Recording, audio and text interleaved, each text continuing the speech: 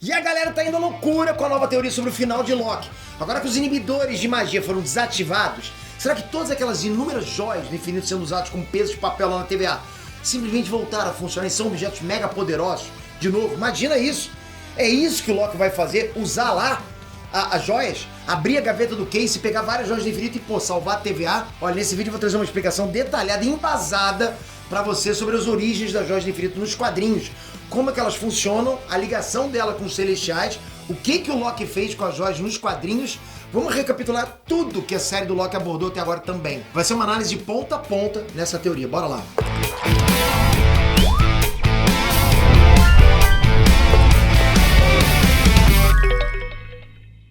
Ernesto Specter aqui! Lembrando, tamo no IBEST, galera, eu gosto sempre de lembrar vocês, porque vai que hoje você tá afim de dar um votinho na gente, vai ajudar pra caramba, né? Se você já votou antes, nas fases anteriores, pode votar de novo. É só dar um empurrãozinho mais pra gente, é possível. A gente tá vendo luz no fim do túnel. E por que a gente vê luz no fim do túnel? Por que eu falo assim? Porque a gente não tá disputando só nessa categoria, a gente tá disputando em categorias contra gente muito influente, contra gigante. Aqui é só uma comunidade nerdística, muito nichada. Então você empurrar isso pra gente é um sonho máximo do máximo.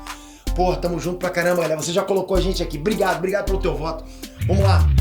Bom, foi muito anticlimático, eu sei, né? A gente esperou desde o episódio 1 pra saber quem era que tava ligando pro Loki e pra Sylvie no telefone. E agora no episódio 4 a gente descobriu que era só o Obi. Pô, brincadeira, a gente na expectativa de ser algo revelador não era nada demais. Mas apesar disso, esse telefonema aí mudou tudo na TVA. Como diria o The Rock, né, o irmão do Dwayne Johnson, a hierarquia de poder mudou, agora mudou tudo. Porque o Obi reiniciou todo o sistema operacional da TVA, incluindo o sistema de defesa da TVA. Ele resetou ali o sistema e por isso os protocolos de defesa foram resetados também. E um desses protocolos é o que impede as pessoas de usarem magia na TVA.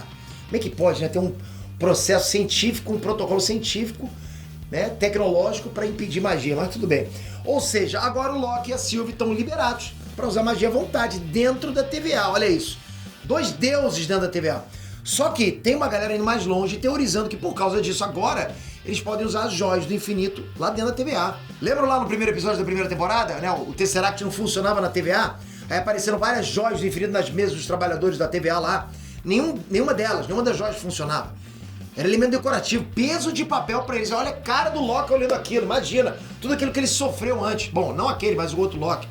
Só que tem alguns pontos que a gente precisa analisar. As joias do infinito são magia? O Semi tem um problema conceitual muito grande com magia, porque quando o Semi começou, eles tinham uma clara vergonha de admitir que magia era magia. Tava na cara. Por que você diz isso, Pedro? Porque, porra, a gente acompanha quadrinhos, a gente sabe.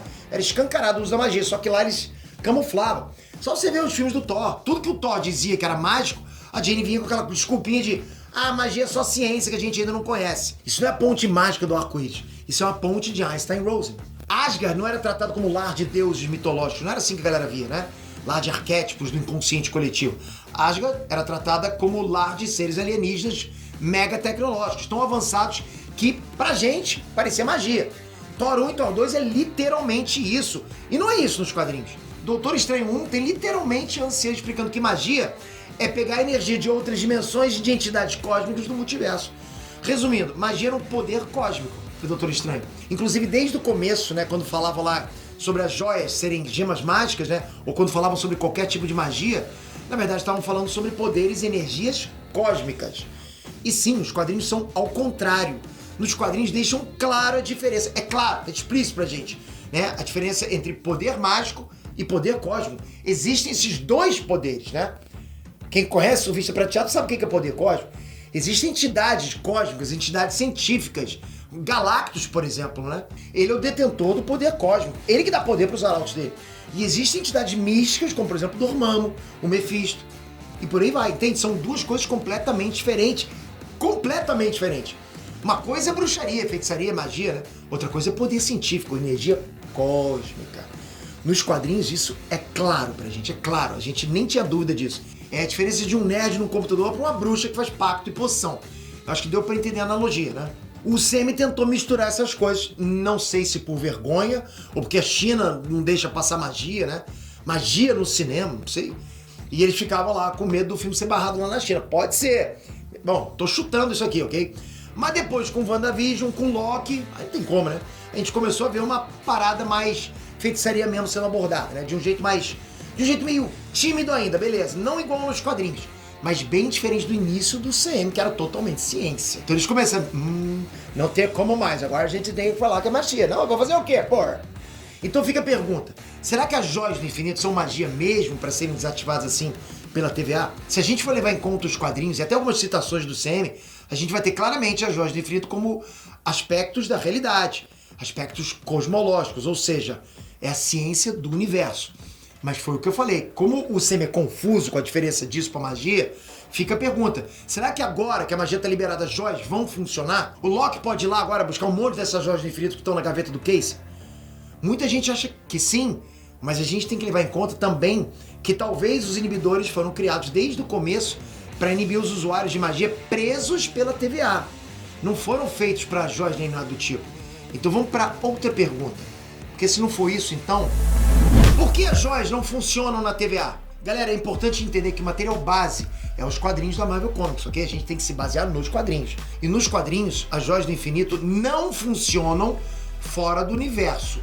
Não funcionam em outra dimensão, não funcionam fora do espaço-tempo padrão delas, de onde elas originaram, entende? Se você coleta todas as 6 joias do infinito, você controla todos os aspectos da realidade no seu universo.